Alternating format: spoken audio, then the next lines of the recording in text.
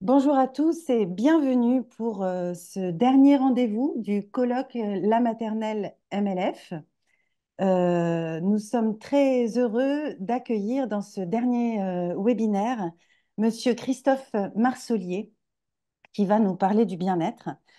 Il est docteur en sciences de l'éducation, inspecteur général de l'éducation du sport et de la recherche, et son expertise porte sur l'éthique de la relation pédagogique, l'attention aux vulnérabilités, les espaces de parole et les compétences psychosociales. Merci beaucoup, Monsieur Marsollier, de vous être rendu disponible pour cette intervention très attendue dans notre colloque. Et je vous cède la parole pour, comme d'habitude, une cinquantaine de minutes, de façon à ce que les participants puissent échanger avec vous à la fin de cette heure. Bonsoir à tous et à toutes. Bonjour à ceux pour qui c'est le matin. Je sais que vous êtes répartis dans différentes régions du monde. Euh, Merci Madame Boutet. Je remercie toute l'équipe de la Mission laïque française de son accueil. Donc, alors effectivement, ce sujet du bien-être sur lequel il y a eu déjà des interventions auparavant. euh, est un sujet, comme vous le savez, fondamental depuis quelques années déjà et sur lequel nous n'avons pas fini d'apprendre puisque c'est un sujet assez complexe. Alors, je vais essayer de vous donner quelques repères. C'est l'objectif que je me donne pour vous permettre de progresser sur ce sujet qui est un grand sujet et pour lequel les enseignants, notamment d'école maternelle, sont déjà en général très attentifs. Et donc, mon propos et dans une première partie, de vous donner des repères un peu conceptuels et dans une seconde partie, des repères pratiques. Mais vous allez voir que tout au long de mon propos, il sera étayé par beaucoup de considérations relativement pratiques quand même pour vous aider à progresser dans votre réflexion, à confirmer parfois certaines de vos attitudes, certains de vos gestes et parfois les questionner aussi. Euh, alors, je vais essayer de vous montrer en quoi c'est véritablement une condition qui est déterminante, même si j'imagine vous avez fait le choix de m'écouter et qu'il y a donc déjà chez vous une conscience très vive à ce sujet. Alors peut-être en introduction, et ça me semble absolument indispensable, de vous donner des repères pour bien comprendre qu'il ne s'agit pas du tout d'une mode, de quelque chose qui correspondrait à une réflexion qui est un peu d'actualité.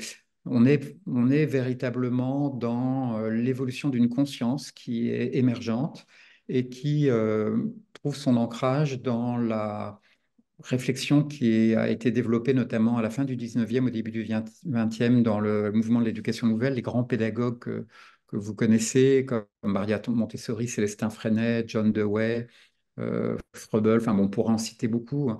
Et puis, il y a eu un certain nombre de recherches scientifiques à partir notamment des années 80-90 dans le champ de la psychologie cognitive, dans le champ aussi des sciences de l'éducation, et puis beaucoup dans le champ de la pédiatrie et de la psychiatrie, qui ont contribué à confirmer l'importance de favoriser les conditions du bien-être des élèves, notamment à l'école, mais aussi plus largement dans l'enfance.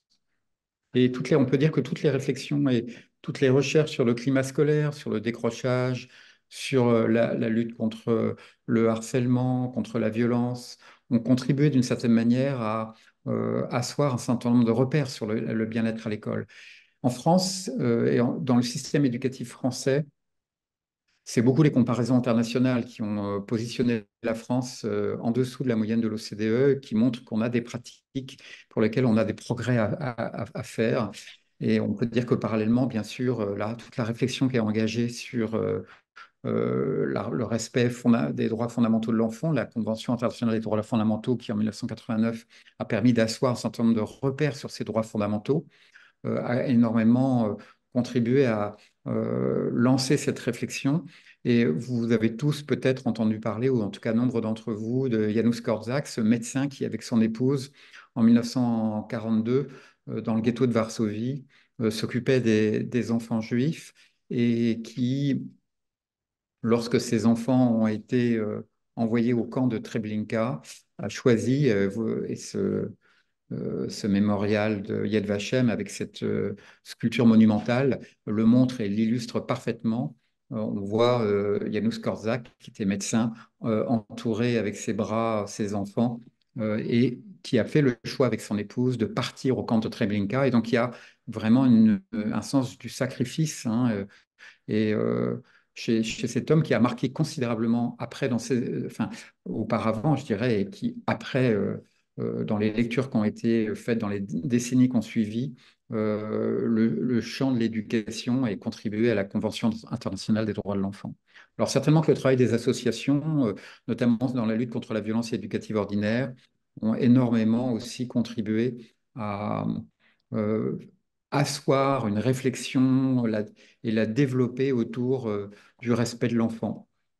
Dans l'éducation nationale, c'est beaucoup les politiques publiques autour de l'égalité de filles-garçons, la lutte contre la violence, bien sûr, les violences sexuelles et sexistes, la lutte contre le harcèlement et les addictions.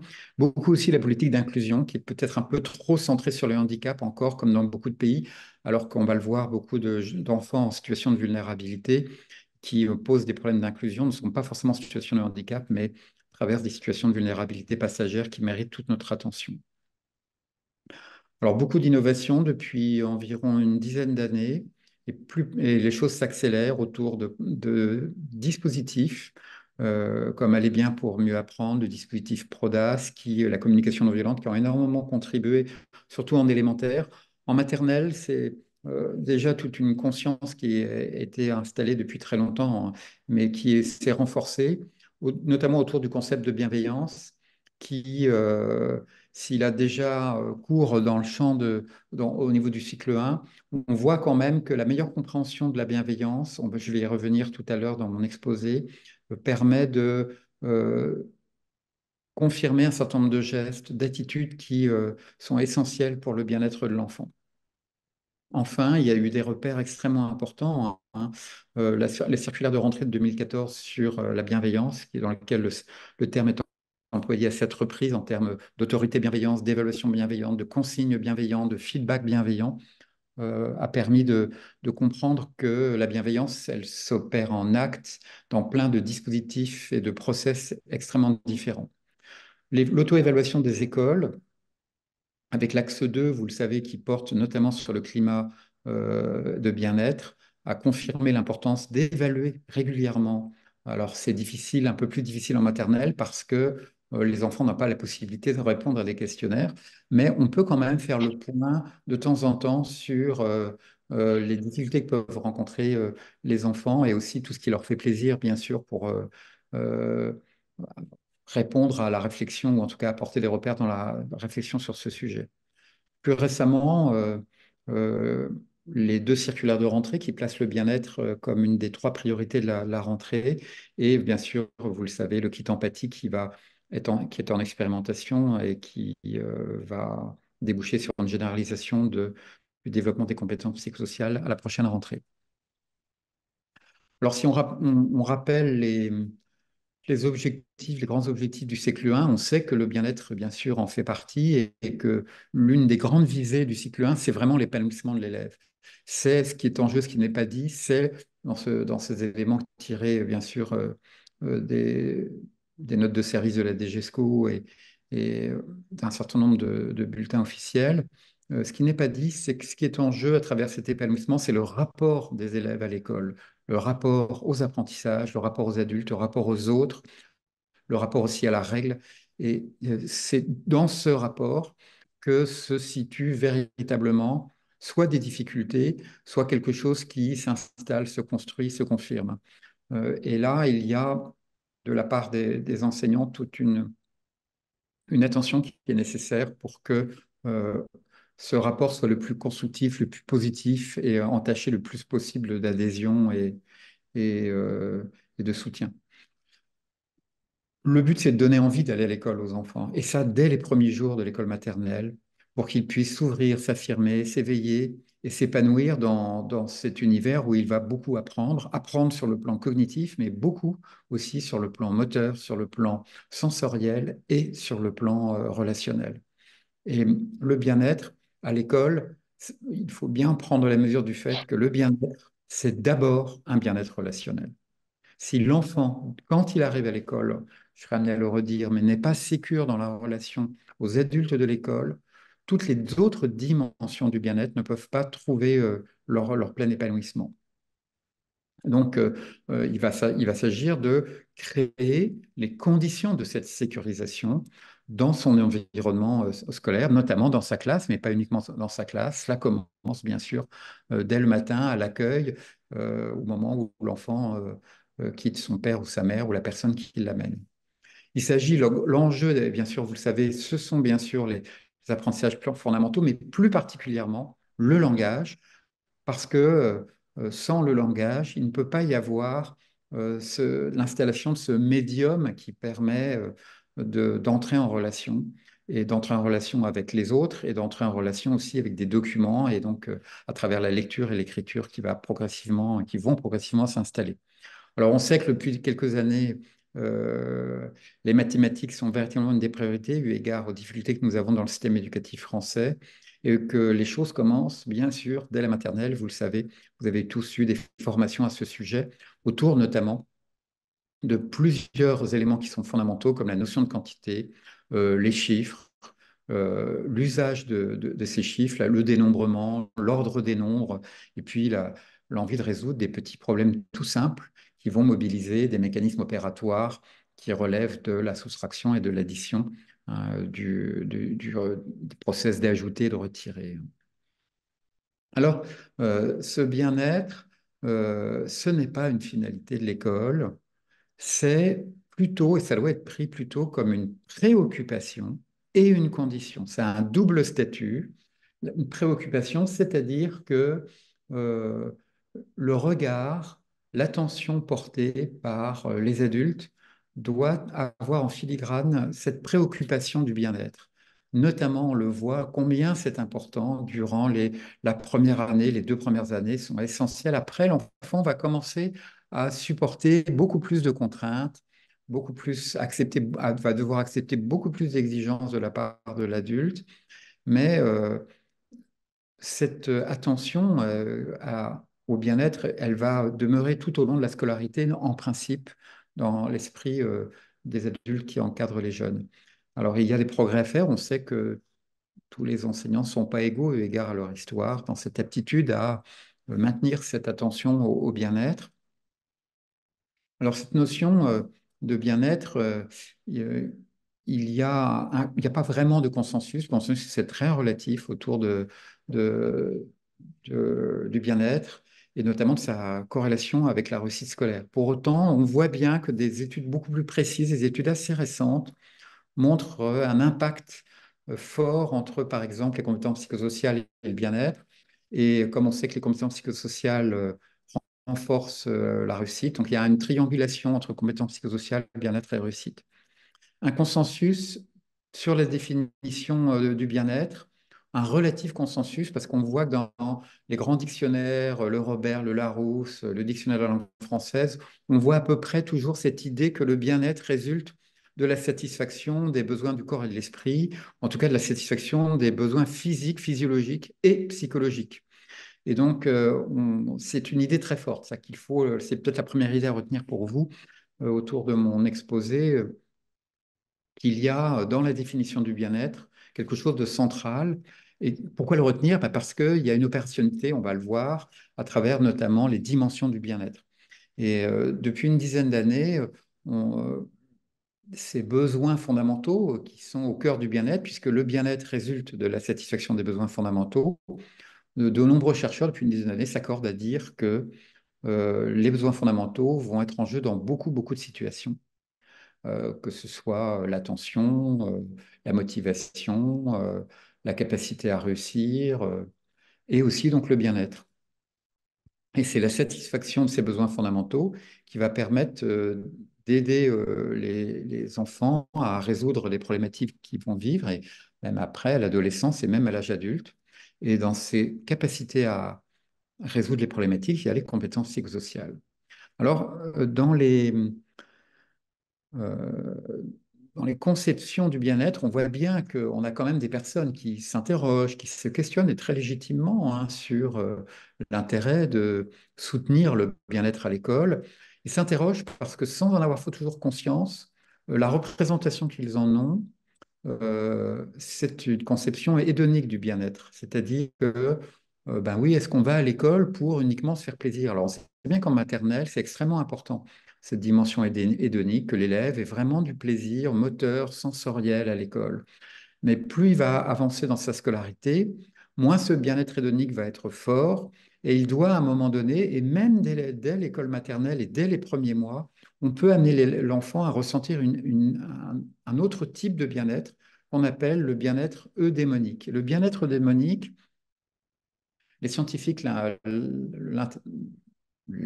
nomment bien-être démonique, daimon étant le vrai soi, c'est-à-dire cela correspond à ce qu'on appelle l'expérience autotélique, le flow, le fonctionnement psychologique optimal. Le flow, c'est ce moment où on est absorbé par la tâche dans laquelle on est engagé et on en oublie les contraintes. Et ça, on l'observe très souvent chez des enfants, notamment de maternelle, des enfants qui entendent la sonnette retentir et puis ils vont dire au maître ou à la maîtresse, ah déjà. Donc ils se sont laissés absorber par justement l'attractivité de la tâche et tout ce qui a été mis à leur disposition.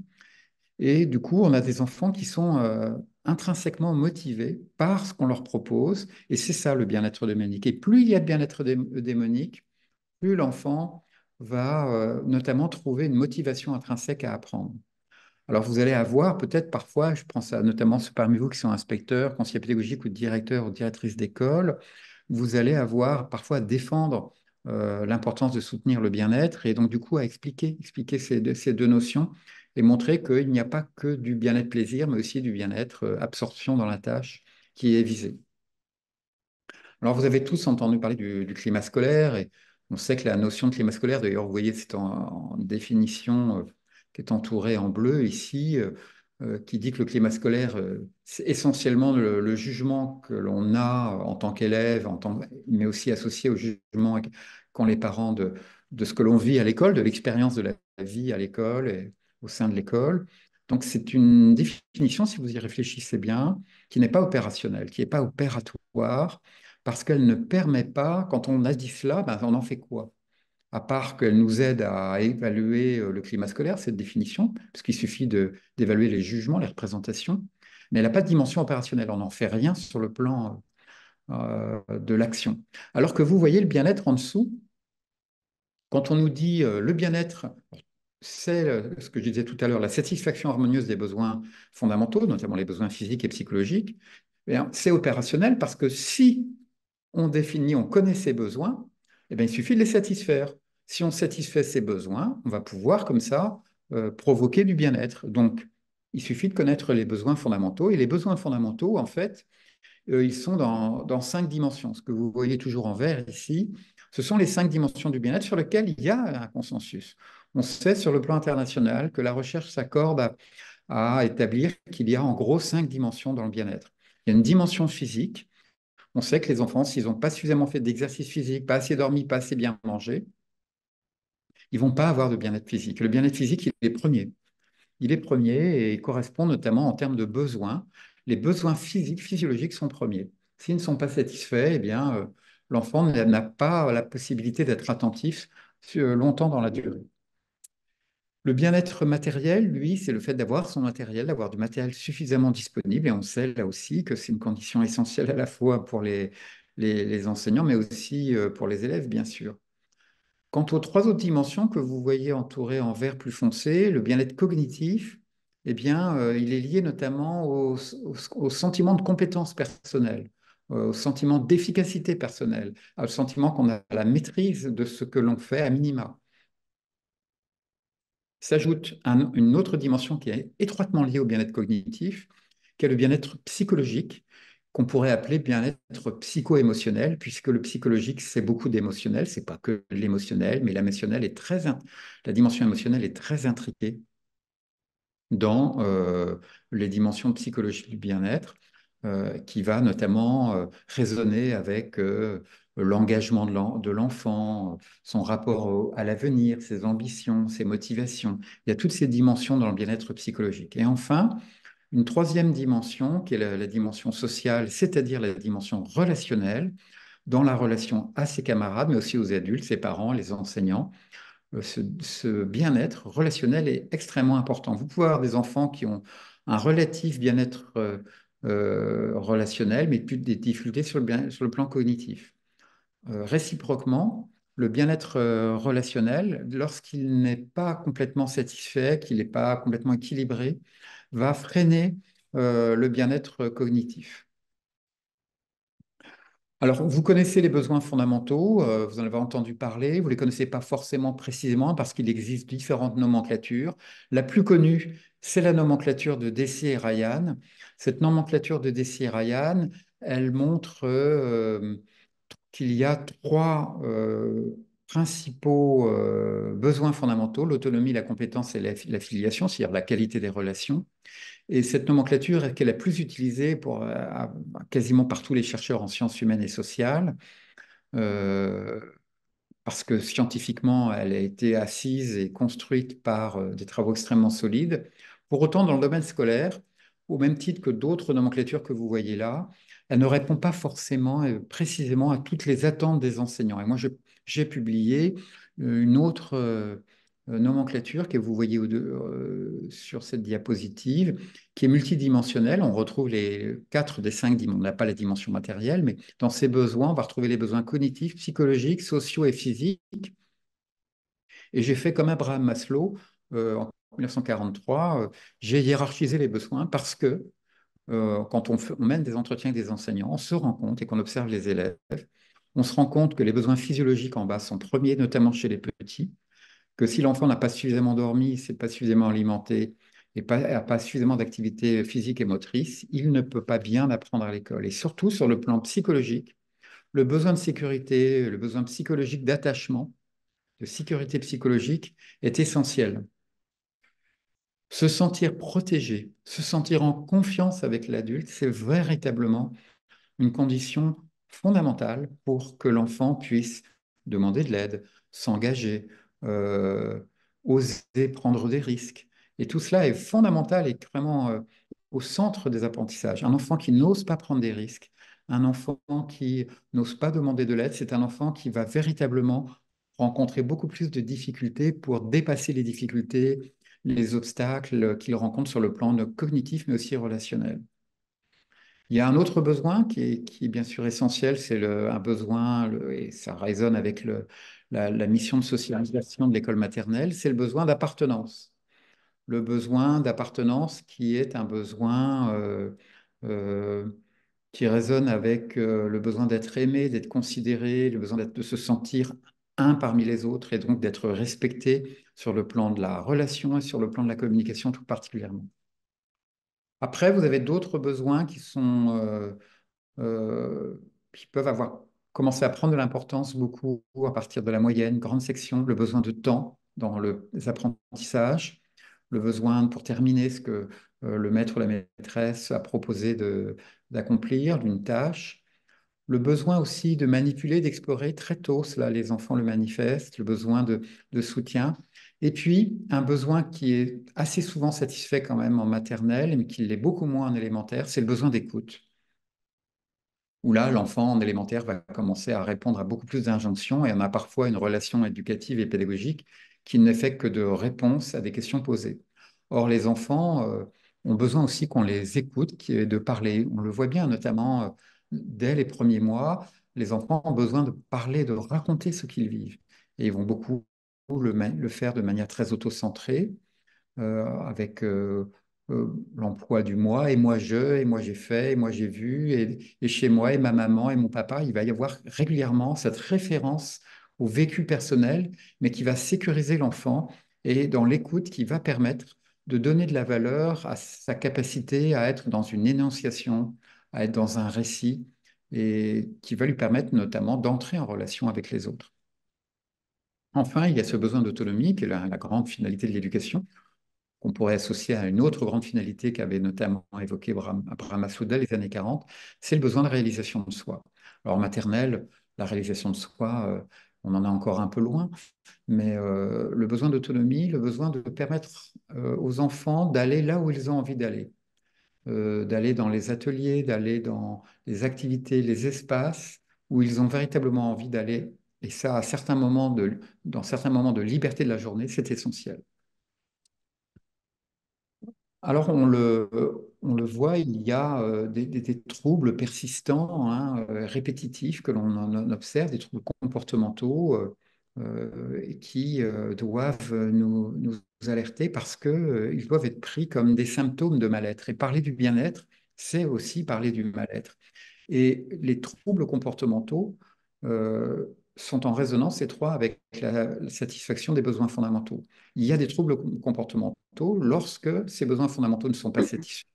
Alors ça peut être des manifestations diverses hein, en termes de motivation, d'opposition, de comportements dangereux, de gestes agressifs, tout ce que vous observez avec les élèves dans les classes, voire parfois des crises du repli sur soi, de l'isolement, des troubles de l'attention, enfin tout ce que vous connaissez, mais de choisir d'observer et de considérer ces troubles comme étant des symptômes, c'est essentiel parce que les considérer comme des symptômes vous engage et vous oblige à entrer dans la relation avec l'élève et notamment avec l'enfant qu'il y a derrière l'élève et parfois, et très souvent parce qu'il est petit, avec les parents pour discuter des raisons pour lesquelles, depuis quelques jours, l'enfant a telle attitude et que vous vous interrogez sur ce qu'il a pu vivre à la maison ou dans sa vie personnelle. Alors les facteurs de vulnérabilité, de fragilité, les facteurs de mal-être des enfants, on les connaît.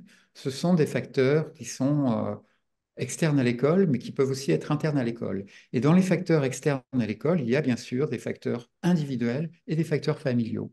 Bien comprendre que vous allez avoir parmi vos élèves, et vous avez parmi vos élèves, certains enfants, et vous le savez, qui ont certes des problèmes de santé mentale, mais d'autres, ou parfois les mêmes, qui ont, au-delà des problèmes de santé mentale, vivent dans un environnement où ils doivent être dans une adversité chronique. C'est-à-dire qu'ils doivent tout le temps se défendre de ce qu'ils sont, de ce qu'ils font, de ce qu'ils disent. Et ça, c'est véritablement contraire au développement optimal du cerveau. De même, sur le plan de leur environnement familial, on a des enfants en termes de souffrance qui peuvent être victimes d'une violence éducative ordinaire, c'est-à-dire au-delà des coups, ça peut être simplement un ton toujours désagréable dès lors que l'enfant ne fait pas ce qu'attendent les parents.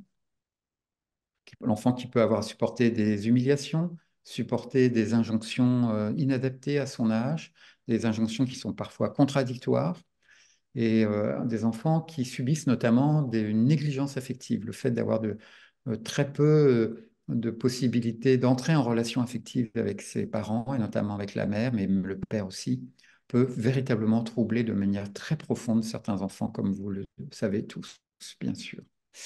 En plus, s'ajoute parfois dans certaines classes, on l'observe, eu égard au manque de formation de certains enseignants, mais aussi parfois parce que des enseignants pensant très bien faire sont dans des relations trop tendues avec les enfants et des violences verbales, physiques peuvent être observables à l'école avec, à travers des relations de discrimination, de stigmatisation, de comparaison entre les enfants, dans des moments où l'enseignant ou l'enseignante est fatigué, dans des moments où il y a trop d'élèves qui le ou la sollicitent.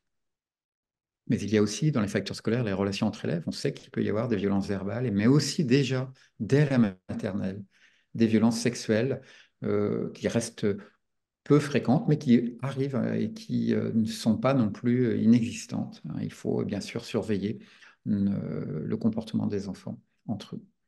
Enfin, en termes d'espace scolaire, on sait que tout ce que l'on peut proposer tant comme environnement, la qualité de l'architecture, de la lumière, la qualité de la restauration scolaire, la propreté des toilettes, notamment, et joue considérablement le respect de l'intimité. On a, par exemple, on commence les travaux sur ce sujet-là. En maternelle, l'enfant est quand même exposé aux toilettes devant tous ses camarades en général. Et on voit de nouvelles écoles dans lesquelles des petits espaces sont réservés pour chaque enfant, avec la possibilité d'être surveillé par les adultes, mais où les enfants ne se voient pas entre eux. Et donc, ce sont des petits détails qui peuvent avoir de l'importance chez certains enfants, chez d'autres, ça n'a aucune importance, bien sûr. Tout dépend, bien sûr, du vécu et de la personnalité de l'enfant.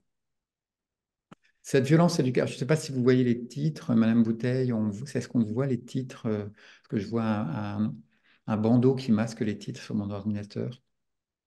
La lutte contre la VEO, c'est ça? Oui, Ce titre-là, oui, oui, on le voit. vous le voyez, vous, là. Moi, je ne le Oui. vois pas parce qu'effectivement, j'ai un onglet, mais c'est pas grave.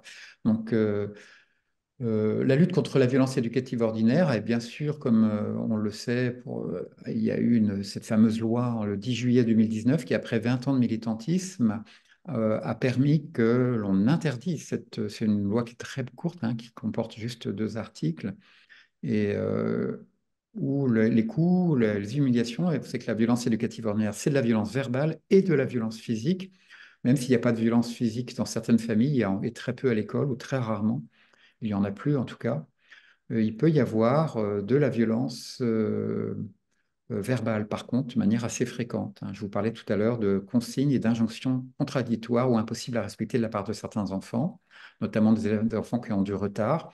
Vous savez que la notion de cycle à l'école maternelle a toute son importance, qu'elle permet de respecter les besoins fondamentaux de l'enfant.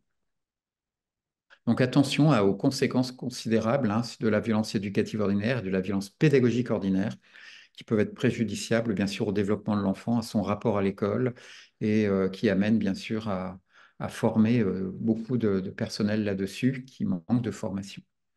Comprendre aussi que la question de la vulnérabilité, qui est véritablement un sujet, notamment euh, depuis le rapport rendu par l'OCDE en 2019, vous en voyez les couvertures ici, qui explique que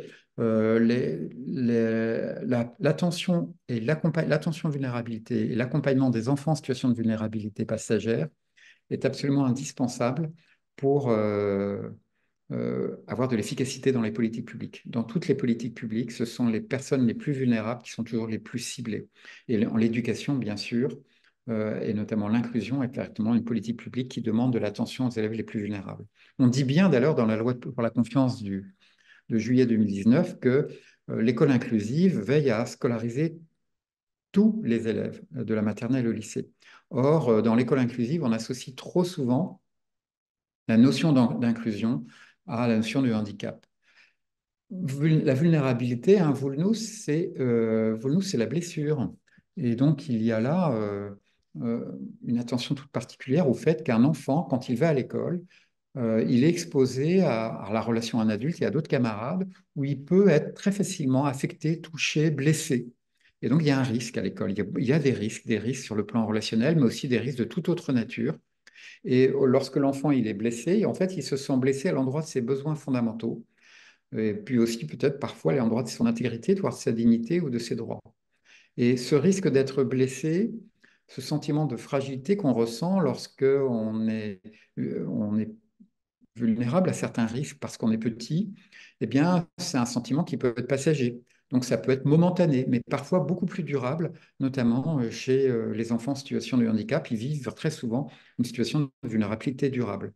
Mais ce que les travaux sur la vulnérabilité auxquels j'ai beaucoup contribué ces dernières années, j'ai publié dans ce champ-là, ont permis notamment de mieux faire connaître cette notion qui est déterminante, parce que, je vous le disais tout à l'heure, on connaît la notion d'élève à besoin éducatif particulier, mais on l'associe au handicap. C'est-à-dire on dit, ben voilà, les élèves à besoin éducatif particulier, ce sont des élèves qui ont soit des troubles neurodéveloppementaux, des troubles organiques, ou des troubles psychologiques, voire des élèves à haut potentiel, ou des élèves allophones. Alors oui, ce sont des élèves à besoins éducatifs particuliers, certes, et des élèves en situation de handicap, mais ça représente environ, dans tout le système éducatif français, 475 000 élèves, mais il existe une catégorie qui est 10 fois plus importante, qui représente environ 4 à 6 millions d'élèves. Ce sont les élèves dont les familles subissent momentanément des contextes socio-économiques, culturels, affectifs, financiers, qui les limite ou sur le plan sanitaire aussi, quand la maman est absente parce qu'elle est opérée ou qu'elle vient d'accoucher, quand le père n'est pas là parce qu'il est parti en voyage d'affaires ou je ne sais pas, ou la mère est partie dans une formation ou elle aussi pour son travail, et ça vous en avez dans les parents de vos élèves, ou tout simplement parce qu'il y a une séparation une dispute. Il y a énormément de raisons pour lesquelles des enfants peuvent se trouver pendant quelques semaines, voire quelques mois, en situation de vulnérabilité passagère ou durable. Alors, sur le territoire métropolitain, on sait que, par exemple, dans les lycées professionnels, en CAP, c'est quasiment 100% des élèves. On sait que dans l'éducation prioritaire, c'est 80-90% des élèves. Sans doute que dans vos écoles, ça peut représenter 30, 20, 30%, voire 40% des élèves. Pas beaucoup plus en général. Mais c'est pas négligeable. C'est 7, 8 enfants par classe, 10 enfants qui peuvent momentanément dans l'année, et vous le savez, passer par des périodes de vulnérabilité passagère, dont vous voyez en bleu ici les différents types de situations qui déclenchent cette vulnérabilité. Ça peut être, alors ça c'est dans la vie d'un enfant. En maternelle, alors je n'ai pas spécifié en maternelle, mais c'est en regard en maternelle, un enfant qui ne comprend pas, par exemple, des activités nouvelles et ritualisées qui sont mises en place dans la classe, qui les premiers jours ne les comprend pas, il va avoir une sorte de petit décrochage cognitif, il ne comprend pas ce qu'on fait. Et ça, c'est une situation de vulnérabilité. L'enfant qui fait l'objet de menaces d'un camarade à l'école, l'enfant euh, qui, à un moment donné, va subir une punition injuste, par exemple. En grande section, il y a des sentiments d'injustice et peut être ressenti aisément par des enfants. Des enfants qui aussi vont se retrouver dans des rapports de violence avec des camarades sur la cour de récréation. Ça, ce sont des situations bénignes en général. Et puis vous avez à droite des vulnérabilités, des situations qui vont déboucher sur des vulnérabilités beaucoup plus grandes, pour lesquelles une seule situation peut vraiment briser tout l'équilibre psychique d'un enfant pendant plusieurs mois, voire des années. Ça peut être bien sûr des violences intrafamiliales, et ça peut être des violences sexuelles notamment, des humiliations vécues, des violences verbales, une forme de harcèlement qui peut être intrafamilial, voire scolaire. Il peut y avoir, ça arrive, il y en a peu, hein, mais du harcèlement, on en trouve à l'école, même en maternelle. Il y en a peu, mais ce sont des choses qui existent, on a des données là-dessus. Des enfants qui vont être l'objet de discrimination, de mise à l'écart, des enfants qui vont avoir régulièrement besoin de se défendre vis-à-vis dans des rapports sociaux sur lesquels eh bien, il y a du rapport de pouvoir. Alors, comment fait-on pour créer les conditions du bien-être et de la réussite en maternelle? Parce que quand on a connaissance de tout cela, en acte, comment ça se passe? Eh bien, on sait que globalement, puisqu'on a sur les 5 dimensions du bien-être, il y en a 4, la dimension matérielle, on va un peu la mettre de côté. Et si on prend ces 4 dimensions du bien-être, il faut que les pratiques cherchent à favoriser la satisfaction des besoins fondamentaux. Et donc, on a bien sûr le levier cognitif, dès lors que l'enseignant est attentif à donner du sens à ce qu'il fait, qu'il va choisir à travers le matériel qu'il apporte à l'école, à travers la qualité des situations, l'adaptation à l'univers de l'enfant, que ces exigences, il les formule de manière bienveillante, que les pratiques sont de plus possible coopératives, qu'il y a du feedback positif, centré sur la tâche, pas uniquement centré sur l'enfant, mais centré sur la tâche. On sait que c'est plus efficace que quand c'est centré sur l'enfant, que lorsqu'il y a des petits moments d'évaluation, notamment à partir de la grande section principalement, avant il y en a, mais en général, le feedback, il est autour de vraiment de l'activité d'évaluation, elle n'est pas aussi explicite qu'il peut l'être en grande section. Eh bien, il faut que ces évaluations soient le plus possible encourageantes. Lorsque les activités artistiques sont suffisamment riches, elles permettent notamment de susciter du bien-être. Et puis, sur le plan de relationnel et psycho-émotionnel, on sait que la qualité de la relation est première. C'est véritablement ce qui va faire la différence. Vous avez des enfants qui adorent leur maître ou leur maîtresse parce qu'effectivement, c'est la qualité de la relation. Notamment, vous voyez à droite le soutien au comportement positif qui est beaucoup plus puissant que le fait de stigmatiser les comportements qu'il faut éviter en classe. Le fait de valoriser surtout les comportements positifs, on sait que c'est très efficace, c'est beaucoup plus efficace que le fait constamment de souligner ce qui ne va pas. L'accueil des émotions, le fait d'avoir des petits moments où les enfants puissent parler entre eux de manière euh, un peu structurée, où on laisse finir celui qui a pris la parole avec un bâton de parole, par exemple. Et ça, sur les petits espaces de parole dans les moments de regroupement, notamment, sont des moments très précieux. le fait de s'intéresser aux enfants, de vraiment pas être uniquement sur la tâche, mais parfois de prendre un petit temps. Hein, lorsqu'un enfant a un petit trouble et qu'il a besoin d'être consolé ou que quelque chose est un peu difficile pour lui, mais pas uniquement dans les moments difficiles, dans bien des moments, le fait de de manifester son intérêt vis-à-vis de l'enfant est quelque chose d'extrêmement précieux, parce que vous avez des enfants qui, dans certaines fratries, ne font peu l'objet d'un intérêt personnel vis-à-vis des adultes, de la part des adultes, excusez-moi. Enfin, ne pas négliger cette activité physique quotidienne qui est essentielle, de la qualité de la restauration, on a parlé bien sûr de la propreté des toilettes, et puis la question du sommeil qui est véritablement centrale en maternelle, à la fois de la sieste aussi qui demande de la souplesse et de l'adaptabilité aux besoins de l'enfant. Enfin, il peut y avoir des ateliers de développement des compétences psychosociales qu'on voit apparaître un peu en grande section et qui demandent des pédagogies spécifiques, des pédagogies actives et expérientielles qui amènent les élèves notamment à jouer des rôles autour du jeu des trois figures qu'on peut commencer à mettre en place à partir de la maternelle. Alors, ces fameuses compétences psychosociales dont vous avez sans doute entendu parler et qui ont été définies par Santé publique France en 2021 comme étant un ensemble cohérent et interrelié de capacités qui sont psychologiques avec trois dimensions, vous voyez, cognitives, émotionnelles et sociales. Ce sont des capacités qui mobilisent beaucoup de choses, et notamment des connaissances et des processus et des comportements plutôt spécifiques. Et on vous le dit dans la définition, ici, en soulignant les enjeux, ce sont des compétences qui renforcent le pouvoir d'agir et qui permettent de maintenir un état de bien-être et notamment de favoriser le fonctionnement optimal, ce que je vous disais tout à l'heure, le flow et notamment le bien-être démonique. Les compétences psychosociales contribuent au bien-être démonique. Il y a 31 ans, l'OMS, quand il a commencé après la charte d'Ottawa de 1986, en 93, à définir les compétences psychosociales, avait donné une définition qui n'est pas aussi complète que celle que vous voyez en bas, en bleu, mais une définition très intéressante parce que elle dit des choses fondamentales, cette définition. Les compétences psychosociales aident un enfant, une personne, à répondre avec efficacité aux exigences et aux épreuves de la vie quotidienne. Or, à l'école, un enfant, comme à la maison, mais surtout à l'école, va avoir beaucoup d'exigences et d'épreuves qu'il va rencontrer, d'exigences à honorer, à essayer de prendre en considération et des épreuves à dépasser.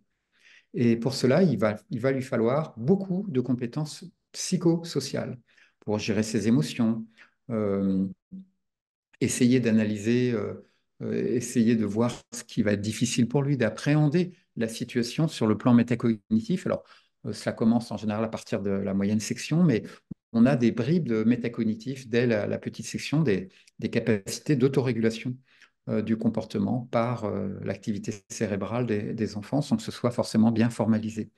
Et puis, la capacité à réguler les tensions avec les camarades, la capacité à communiquer en écoutant l'autre, tout ceci participe de compétences qui sont à la fois cognitives et orales, mais de compétences aussi psychosociales. Et là, vous voyez, je le mets dans le titre, ce titre qui est un peu long, mais qui dit des choses extrêmement importantes. C'est dans les différentes situations d'incertitude, de contrainte, de tension, des situations où il y a de l'imprévu, mais aussi des situations de conflit ou bien des situations de création et de coopération où il faut construire ensemble, que là se révèle véritablement, parce qu'il y a du stress et de la vulnérabilité, qu'il y a des risques de ne pas s'entendre, de ne pas y arriver, que se révèlent véritablement ces compétences psychosociales. Dès lors qu'il y a un rapport aux difficultés, un rapport aux risques, un rapport à la confiance en soi qui est en jeu. Alors, c'est bien sûr en classe, mais ça peut être aussi parfois en dehors de la classe, hein, dans les couloirs, à la cantine, dans la cour, puis bien sûr en dehors de l'école. Alors, les enfants en maternelle, ils n'ont pas de devoirs à la maison, mais dans les relations sociales, les premières activités de loisirs en dehors de la maison et en dehors de l'école, l'enfant va devoir mobiliser les compétences psychosociales. Et puis, alors, les enfants sont petits, ils ne vont pas encore sur les réseaux sociaux, mais dès qu'ils vont rencontrer les réseaux sociaux un petit peu plus tard, à partir du cycle 3, on a des enfants qui vont sur les réseaux sociaux, on a des données là-dessus. On sait qu'elles vont être indispensables, ces compétences psychosociales, pour réguler la communication, appréhender les risques, etc., etc. Donc, ce sont des compétences qui aident à gérer le stress, à exercer son discernement, avoir des relations positives. Et ça, il est extrêmement important d'en prendre la mesure. Vous voyez ici sous les yeux, vous avez ce référentiel des compétences. Et ces compétences, vous voyez, il y a trois champs, cognitif, émotionnel et social, comme dans les trois dimensions du bien-être. Si on enlève le physique et le matériel, il y a dans le bien-être des dimensions cognitives, émotionnelles et sociales, comme je l'ai dit en début de mon intervention, et qui, vous voyez, mettent en jeu à peu près, on a classé, enfin, les chercheurs qui travaillent pour Santé publique France ont classé en 2021 21 compétences. Ils l'ont fait à partir du dispositif CASEL des États-Unis, hein, CASEL qui Social Emotional Learning, qui est un référentiel d'apprentissage socio-émotionnel. Si vous voulez en savoir plus, vous avez en bas à droite, là, en ligne, sur Internet, tout un livret qui a été publié en 2022, qui donne toutes les références scientifiques, les activités, les précautions à mettre en œuvre pour développer ces compétences psychosociales. Alors, Juste je vous pour vous donner un petit repère temporel, voilà, si je puis dis, me permettre. Donc, il est 17h47. oui, Donc, je vais bientôt terminer, oui. merci beaucoup, pardon. Voilà, vous avez des liens ici entre bien-être, compétences psychosociales et besoins fondamentaux, où on retrouve les trois dimensions cognitives, sociales et psychologiques. Donc, vous pourrez reprendre ça, reprendre ce que j'ai dit tout à l'heure. Ces compétences psychosociales, on les aborde à travers l'empathie, à travers les 16 compétences sur l'empathie. Le kit pédagogique sur l'empathie reprend 16 donc, des compétences psychosociales sur les 21 que je vous ai présentées tout à l'heure. En allant sur ce kit pédagogique, vous trouverez des activités. Alors, on sait qu'au cycle 1, les élèves ont des difficultés pour éprouver, exprimer leur empathie, la manifester, se respecter entre eux, analyser leurs erreurs. Et on sait que ce ne sont pas des difficultés académiques, mais des difficultés psychosociales et qu'elles facilitent la réussite, la qualité des relations et la bonne santé.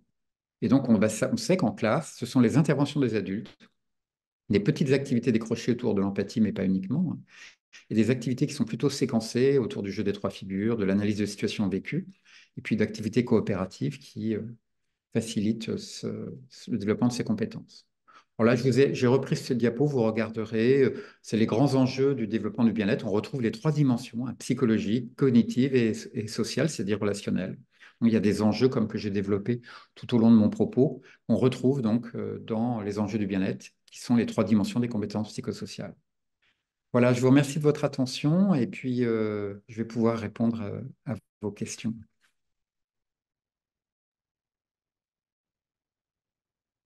Merci beaucoup. Je me suis juste permis ce petit rappel de temps, mais j'aurais Oui, vous dû avez vous bien fait. laisser continuer parce que je ne savais pas jusqu'à quand vous aviez prévu de parler. Donc, on nous demande si vous pourrez nous transmettre Oui, bien le sûr, diaporama. Voilà. avec plaisir. Et merci beaucoup pour cette intervention extrêmement riche. Est-ce qu'il y a des questions dans l'assistance? Est-ce que vous souhaitez ouvrir votre micro et intervenir? Ça peut être des témoignages aussi ou Ou des des... doutes que vous Ok. avez, voilà, nous partager par rapport à ce que vous vivez avec vos élèves et avec les parents aussi.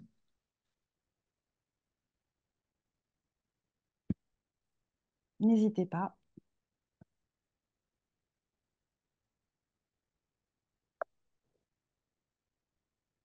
Alors, je ne sais pas s'il y a des mains levées parce que je n'arrive pas à voir la fenêtre. Donc, n'hésitez pas à ouvrir votre micro. Théoriquement, vous pouvez. Donc, j'ai dû être complet, peut-être j'en ai trop dit, du coup, le son. Non, non, je ne crois pas. Non, bah, moi, je me lance. Bah, d'abord, un grand merci pour votre Merci, Charlotte. intervention. Et puis, donc, nous, on commence à travailler les compétences psychosociales avec le cycle 3 depuis l'année dernière. Et puis, on voit les bienfaits et le Oui. bien-être à l'école. Donc, si ça se répercute sur tous les cycles et puis jusqu'en terminale, ça serait vraiment, je pense, un bon point pour l'éducation. Oui, alors on sait au niveau des données scientifiques que de commencer très tôt chez les enfants, c'est vraiment indispensable. C'est-à-dire que c'est ce qui donne véritablement l'efficacité. Commencer dès la maternelle. Et il est programmé normalement, et bon, il y a une instruction interministérielle qui a été signée en août 2022, qui à partir de la rentrée prochaine va déboucher sur normalement sur une généralisation d'un certain nombre d'actions. Alors, on attend une feuille de route au niveau ministériel. Il est pour avoir un cadrage, mais il y a déjà des référents académiques dans les académies et on sait que dans le premier degré et dans les collèges, beaucoup dans le premier degré, beaucoup d'enseignants commencent à s'intéresser à ce sujet qui est très complémentaire des compétences disciplinaires parce que ce qui n'est pas suffisamment dit, mais les compétences psychosociales, elles aident les enfants à accepter les exigences disciplinaires. Un enfant qui a la possibilité de partager ses émotions, de partager ses doutes, ses peurs, un enfant qui est en confiance, en estime de lui-même et se sent à l'aise avec son maître, sa maîtresse, eh bien, il va être beaucoup plus à l'aise pour pouvoir parler de ses difficultés cognitives. Et notamment à partir de la grande section où là, il y a véritablement des premiers apprentissages un petit peu plus complexes qui se mettent en place. Et, euh, et ça, c'est ce qui permet de comprendre que les compétences psychosociales vont aider sur deux grands champs, le cognitif et le relationnel, pour parler de leurs difficultés relationnelles. Parce que beaucoup d'enfants ne parlent pas de leurs difficultés aux adultes, de peur d'être réprimandés, de peur d'être stigmatisés. Et dès lors qu'ils ont la possibilité, comme vous le faites, d'avoir quelqu'un qui, d'une certaine manière, les aide à donner de l'importance à ces compétences qui se placent dans les interstices de la relation, dans les interstices du rapport au savoir, eh bien, ça aide beaucoup les enfants en général.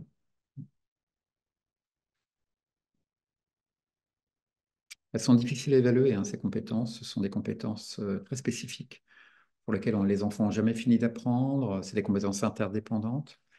Donc, c'est pas simple, hein, mais on commence à avoir des livrets, des petites choses, notamment sur les émotions. Je sais que beaucoup d'enseignants maternels travaillent déjà là-dessus depuis des années. Et on commence à trouver des dispositifs pour améliorer la formation de ces compétences chez les enfants, notamment à travers des jeux de rôle, en plaçant les enfants dans des jeux de rôle où ils vont passer d'un jeu d'une posture de victime à une posture de témoin ou une posture d'enfant qui va intervenir, etc. Le jeu des trois figures que vous connaissez sans doute contribue beaucoup, par exemple. On n'entend pas. Voilà, d'autres témoignages peut-être, comme Madame, concernant ces fameuses compétences psychosociales dont on commence à entendre de plus en plus parler. Alors, c'est pas non plus miraculeux, hein, mais on essaie de développer l'idée que il faudrait Alors, vous savez que il va y avoir une révision des programmes dans les années qui viennent, les intégrer dans toutes les disciplines et les intégrer ça sera un des 4 piliers du socle commun. Il y aura le français, les maths, la culture générale et les compétences psychosociales. Donc, ça va devenir véritablement un objet. On va commencer à cerner beaucoup plus parce on le sait, c'est dit ouvertement, on a du retard en France par rapport à beaucoup de pays dans ce champ-là. Et, euh, et d'ailleurs, c'est intéressant, hein, si on projette des dessins animés aux enfants, on va voir par exemple que la manière dont les personnages sont mis en scène, il y a beaucoup de compétences psychosociales où les petits personnages vont dire les choses, vont avoir une qualité de dialogue très souvent il n'y a pas entre les enfants à partir notamment du CP. Ils l'ont parfois encore en maternelle à partir de la grande section, mais parfois ils le perdent. Il suffit qu'ils aient d'affiler deux enseignants extrêmement fermes, trop durs, trop dans des comportements trop normatifs, où les enfants vont se brimer dans leur capacité à parler ouvertement de ce qui les touche. Et euh, ils ont encore le temps pour apprendre cela, mais même si effectivement, il y a des moments pour respecter les règles et des moments pour pouvoir communiquer plus librement. Madame Bouteille, est-ce qu'il y a d'autres propositions d'intervention? Non, il y a beaucoup de remerciements. D'accord. Bon. Voilà. Écoutez, merci Et pour... je confirme que le webinaire sera, enfin, l'enregistrement, pardon, du webinaire sera mis en ligne sur notre site, je l'espère, à très brève échéance. Parce qu'il a été indiqué que certains collègues n'ont pas pu se connecter ce Je soir et le regrettaient. remercie en tout cas les organisateurs, les organisatrices aussi de ce colloque et Et on vous remercie pour la suite. pour cette intervention est extrêmement riche à mon sens. J'en profite également pour remercier Claude Valta, inspectrice, Cher Claude. qui nous a mis en contact avec Monsieur Marcelier. Voilà. Très bien, s'il n'y a pas d'autres questions, nous allons clôturer ainsi le colloque La maternelle MLF. Un très très grand merci à vous tous pour votre assiduité pour chacun de ces webinaires et nous vous disons à très bientôt. Merci beaucoup.